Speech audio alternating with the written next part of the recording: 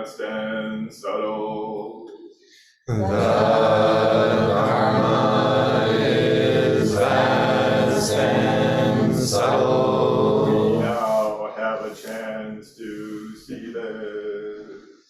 We now have a chance to see this. Study this and practice this. Study this and practice this. May realize this true meaning. May we realize this true meaning.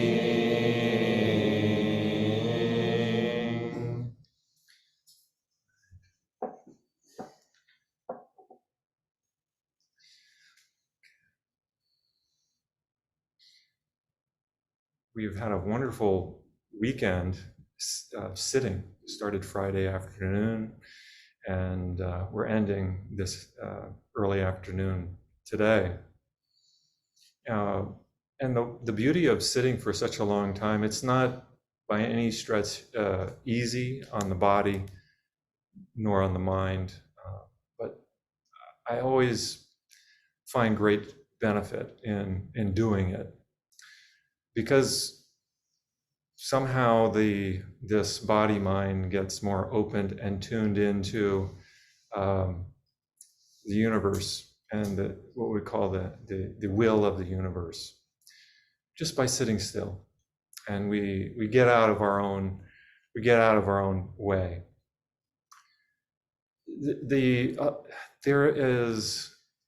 There are ideas about meditation that I think are really erroneous and problematic.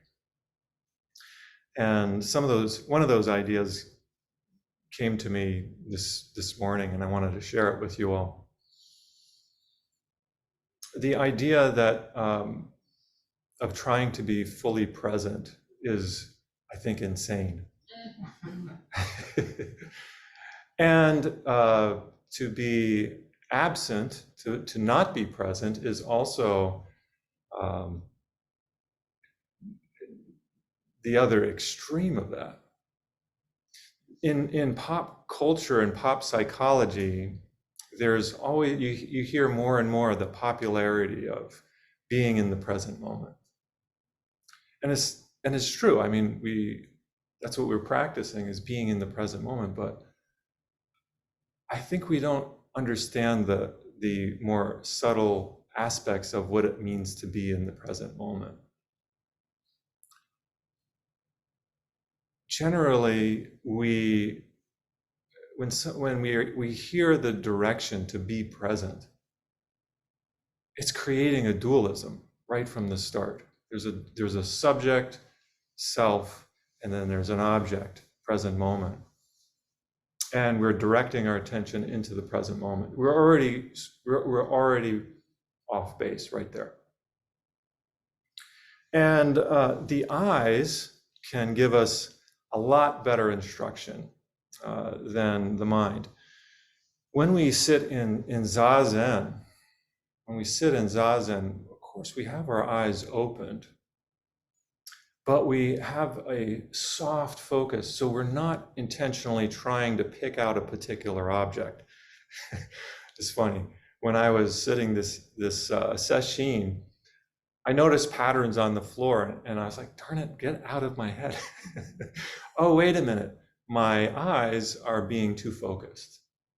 So I had to soften the focus, soften the gaze.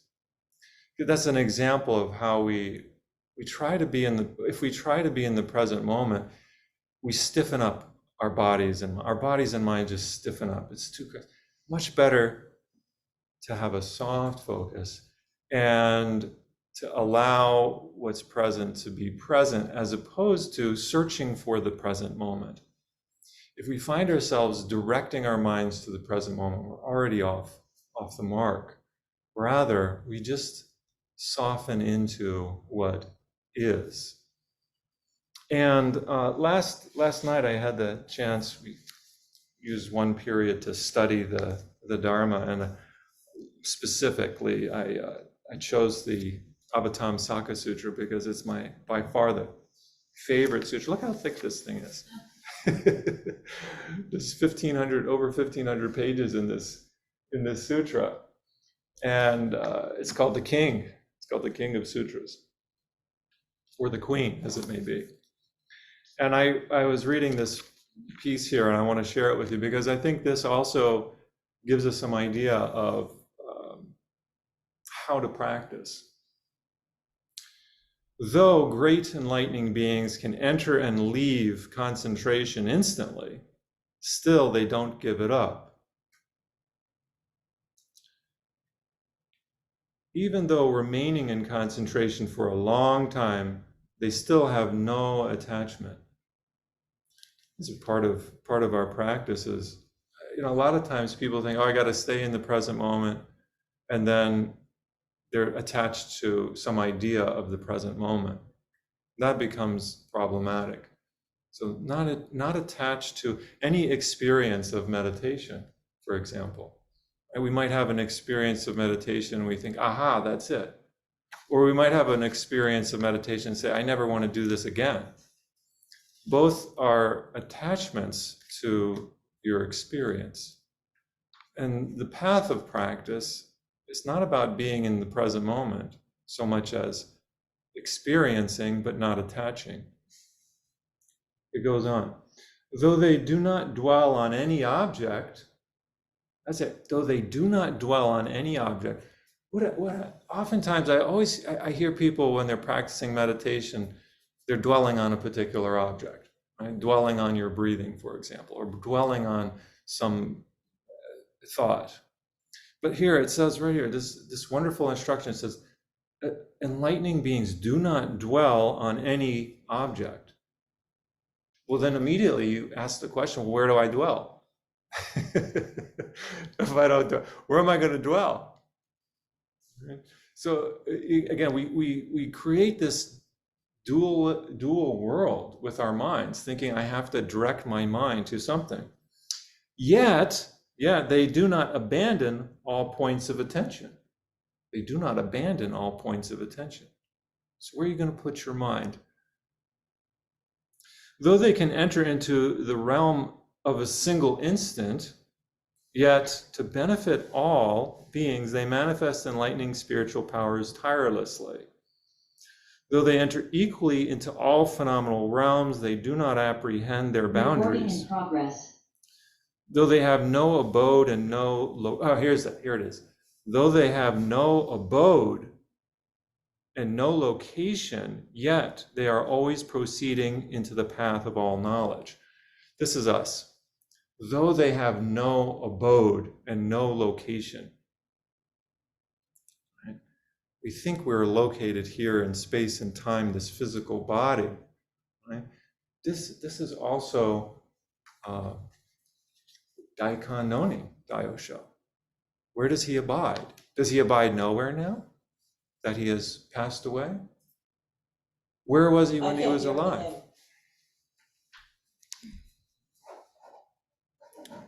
How about now? Can you guys hear now? Yes, thank you. Okay. Yes. All right. Welcome to everybody online. Thank you. Thank you for being here. Yeah, thank you for speaking up there. Appreciate it. So this reminds me of a story of a master and disciple that they were going to a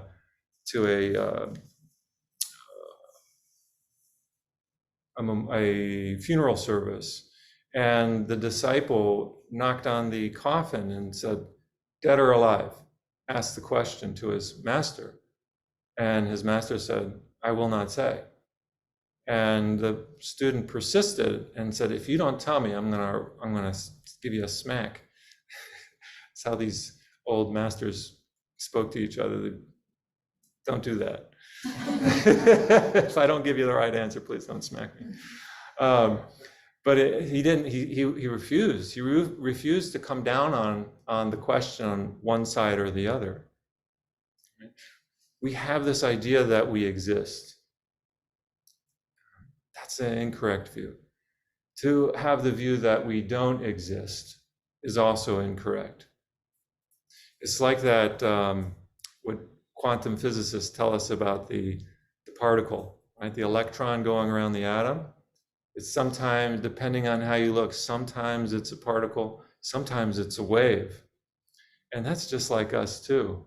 Sometimes we appear as in a body form, sometimes we appear as the whole universe.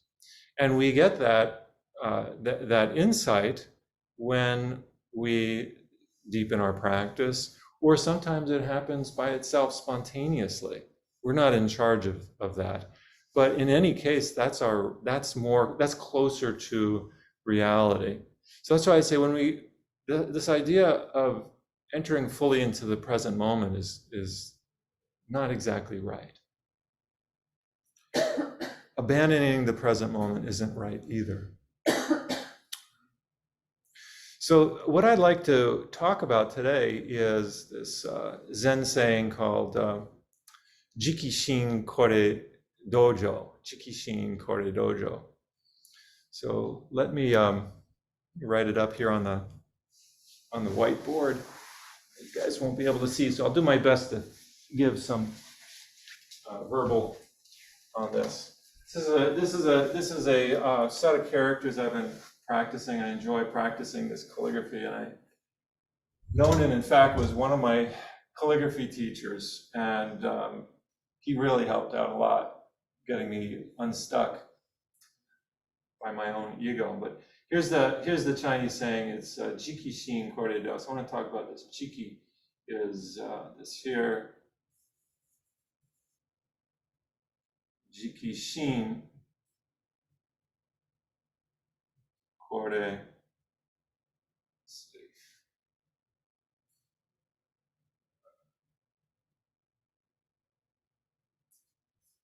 Do.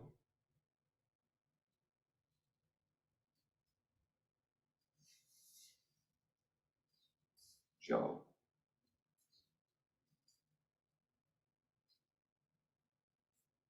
Like this. I don't know if I got that right, but something like that. Oh, yeah. Okay, so Jiki Shin Kore Do Jo. Dojo. So let me start out with the one that maybe doesn't, well, Dojo. This do means the way. And in our case, in this case, it means the Buddha way, the way of the Buddha. And Jo means a place. It could refer to a field, a wide open space. So you put these two words together and you get dojo. It means a practice place. Nebraska Zen Center, we talk about it as a temple, but temple isn't exactly the right word. It's a Western word, and it comes from the Jewish tradition, and it has connotations that are different from what we're doing here. But dojo is perhaps a more proper way to talk about what this place is. A place for practice. I remember when I trained here with Nonan in 1999, he said to me mysteriously as I was walking up the steps here, "This is not a Zen center." I said, "What do you mean? What do you mean it's not a Zen center? I thought I came to the Nebraska Zen Center. This is not a Zen center." Well, he was breaking up my ideas of what is this place? We have some ideas. I come here to practice. Again, it's a kind of a dualism that we set up. It's a direct line, right? We make this subject object. I'm going here to practice. The subject is here, I'm going over here, and then I'm going to do it. And we do the same thing with our meditation. I'm here, deluded person. I'm going to get over here to the enlightenment. And here's how I'm going to do it. I'm going to go this way. This is a dualistic way of proceeding with practice. So let's find out more here. Okay, so dojo, kore basically means is, right? And shin or kokoro is the heart or the mind. right? The heart or the mind. Jiki is has to do with, one translation is willingness. If you look at the character, this part here denotes an eye, the eye, the physical eye. And there's several possible translations of this particular word. Ones that I found were, well, willing is one of them. So willing heart, mind is the practice place for willingness. Straight is another one. Linear, undeviating. Upright, honest, fair, sincere. I like that one, sincere. Not extravagant, or to do one's duty. All of these are possible interpretations of this. So what is this? Where is the temple? Where is the practice place? And so this is saying that this one way is a willing heart mind. A willing heart mind is the practice, is the place where we practice. Or a straight mind. I don't like that translation so good, straight. But I will say, my teacher, Diane Banaj Roshi, she said when she became a nun, she had 3 questions for her life. Things weren't going well for her, and she decided to ordain. And she said the reasons being, the questions she wanted to answer was, how do I see straight? How do I see straight? How do I get to be real? And how can I live a life of no lie? It's really just the real honest path. I mean, these are the questions she asked, and I invite all of us to ask those questions for ourselves. How do I see straight? How do I get to be real? How do I live a life of no lie? And we want that's wow. Just be totally honest about ourselves and our life and our situation. How do I see straight? I think that's this willing heart. How do I see straight? Now there's or another way to say this is, how about doing what is right in front of us? Doing what's, you don't have to create a situation for yourself and then enter into it. Just look and see what's right in front of your eyes and deal with it. Oyama Roshi, my teacher's teacher, would say, if you want to know where your treasure is, then you got to roll up your sleeves and look inside your garbage. Get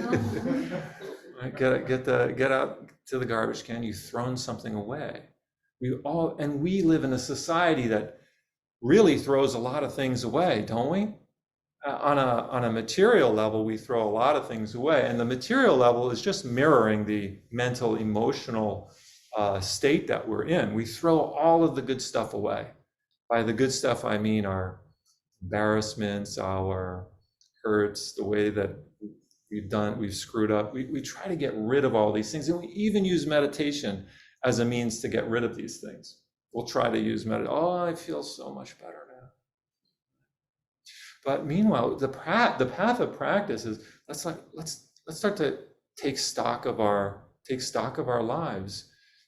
Acknowledge our karma, our past, whatever that might be, and grapple with it, work with it, maybe jostle with it a little bit, fight with it even in a loving way. All right. So this phrase Jikishin Kore Do comes from a story in I believe it's the Vimalakirti Sutra. And for those of you who don't know, Vimalakirti, he was an enlightened layperson. He's an enlightened layman. And I love Vimalakirti for that reason. It's not about you don't have to transform into a priest to get what Zen is about. Anybody, if a layperson can do it, so can we. So can you. So Vimalakirti met a fellow monk on the road on the way back to the city. And Vimalakirti said to the monk asks him, "From whence do you return?" And he says, "I'm returning to the dojo where I attained Satori, where I attained enlightenment. I'm returning to the dojo, the place where I attained enlightenment." The monk asks, "Where is this dojo where one can attain Satori? In the city, there is so much noise and activity that I wish to escape to the dojo from whence you came." Oh, wow, he just set himself up.